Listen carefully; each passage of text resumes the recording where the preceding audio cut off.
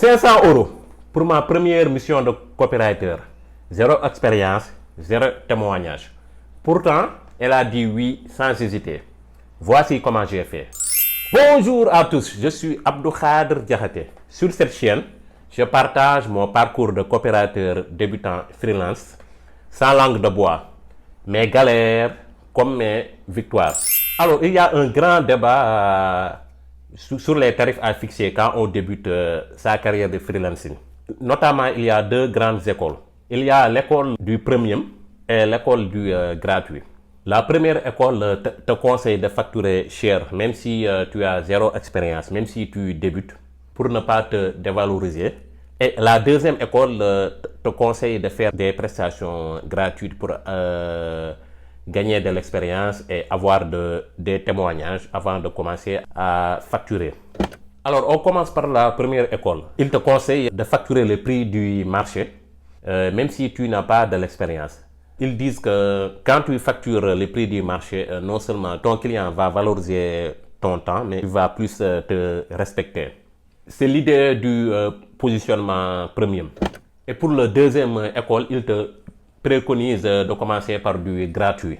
L'idée est que comme tu n'as pas encore de l'expérience et que tu es victime du syndrome de l'imposteur, il faut proposer des prestations gratuites en échange d'un témoignage client.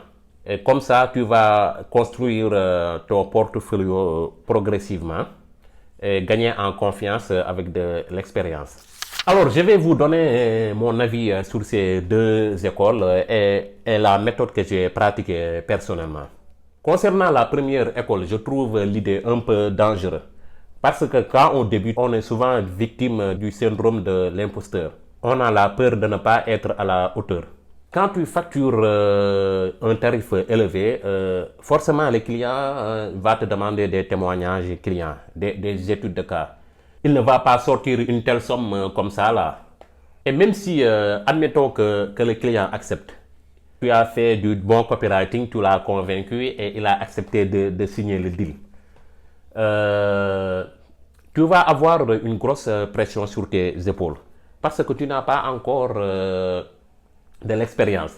Même si tu as suivi la meilleure formation pour acquérir de l'expérience, quand tu n'as pas pratiqué sur le terrain, il va te manquer des compétences clés. Et le risque est de ne pas livrer à la hauteur du prix. Et tu risques d'avoir des problèmes avec ton client. Conséquence, tu risques de perdre confiance en toi, à tes services, à tes compétences. Et la deuxième école, ceux qui te préconisent de faire une prestation gratuite en échange de témoignages clients, il y a des avantages. Par exemple, tu n'as pas de pression sur les résultats. Ça te permet de gagner de l'expérience et tu peux aussi obtenir des témoignages facilement. Mais il y a un piège là-dedans. Parce que tu peux te dire, comme c'est gratuit, tu risques de ne pas valoriser tes compétences. Pour ton prochain client, tu risques aussi de proposer encore une prestation gratuite en échange d'un autre témoignage. Parce que tu te dis toujours, je ne suis toujours pas légitime. Même si ce n'est pas toujours le cas. Et sur le côté de ton client, il risque d'être moins investi dans le projet. Comme il n'a pas payé, il peut ne pas te prendre au sérieux. Alors moi, quelle approche j'ai choisi? Moi, j'ai choisi une approche entre les deux. Parce que mon premier client, comme je l'ai expliqué, je l'ai facturé une séquence email à 500 euros. Ce genre de prestation, on peut le facturer 1000 à 1500 euros. Mais je me suis dit, comme je débute et que je n'ai pas encore de l'expérience, il va falloir un prix porte d'entrée. Ça va non seulement me permettre de tester le marché, mais aussi ça va donner de la valeur à mon service. Et il y a aussi un bénéfice psychologique. Parce que quand tu reçois un premier virement d'un client, il y a quelque chose qui va te débloquer au niveau de ta tête. Tu vas te dire, j'ai gagné de l'argent, donc je peux en vivre de ce service, quoi. Les barrières psychologiques vont commencer à se débloquer. Et aussi, tu vas gagner en confiance rapidement parce que tu viens d'encaisser de l'argent, quoi. Et ton syndrome de l'imposteur va diminuer avec. Et tu vas pouvoir augmenter tes tarifs petit à petit jusqu'à être au niveau du marché.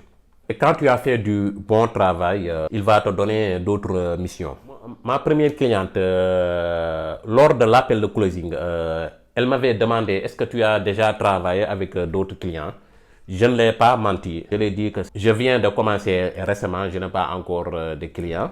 Comme je l'avais envoyé un email portfolio qu'elle a trouvé bien, elle m'a demandé mon tarif, je lui ai dit 500 euros et elle a dit oui tout de suite, sans hésitation. Elle m'a fait une avance de 250 euros. Quand j'ai fini le travail, elle m'a viré le reste et elle était très contente. Et cette démarche inspire confiance parce que quand tu le dis la vérité, tu vas pouvoir gagner facilement sa confiance. Tu ne fais pas de sur-promesses. Alors, comment faire quand tu débutes, quand tu n'as pas encore de l'expérience et que tu ne sais pas le prix à fixer? Je vais te donner une astuce très intéressante. Tu étudies d'abord le prix du marché, le service que tu proposes. Tu regardes tes concurrents d'habitude combien ils facturent. Tu prends ce prix et tu le divises par 2 ou bien par 3. Et tu proposes ce tarif.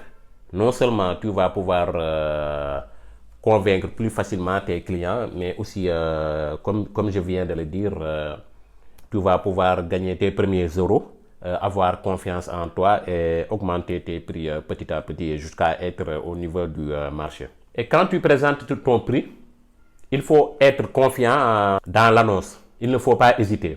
Il ne faut pas se justifier, se dire que comme je débute, etc., etc. Il faut être confiant, quoi. Le client ne va pas te manger. Parce qu'il ne faut pas sous-estimer votre valeur. Même si vous débutez, vous apportez de la valeur à votre client. Vos compétences ont une valeur marchande. Et le temps investi mérite une rémunération. Il faut être transparent avec le prospect. Quand il te demande des questions comme est-ce que tu as déjà travaillé avec d'autres et que ce n'est pas le cas, tu le dis tout de suite. Non, je n'ai pas encore travaillé avec d'autres. C'est toi mon premier client. Mais je me suis bien formé, etc., etc., quoi. Il va avoir naturellement plus confiance. Alors, c'est tout pour cette vidéo. J'espère qu'elle vous a été utile.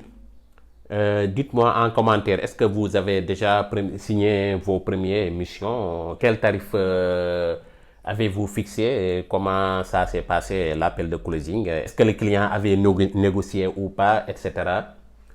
Dites-moi tout, je suis curieux d'avoir vos retours. Et si vous n'êtes pas encore abonné, faites-le, c'est gratuit. Cliquez juste sur le bouton et activez la cloche des notifications pour être notifié quand je sors une nouvelle vidéo sur les coulisses de mon business. Et si vous êtes coach ou formateur en ligne et que vous savez l'importance d'une newsletter régulière, j'ai une formation gratuite qui vous montre comment booster votre chiffre d'affaires et stabiliser vos revenus grâce à une newsletter régulière. Le lien est dans la description de cette vidéo.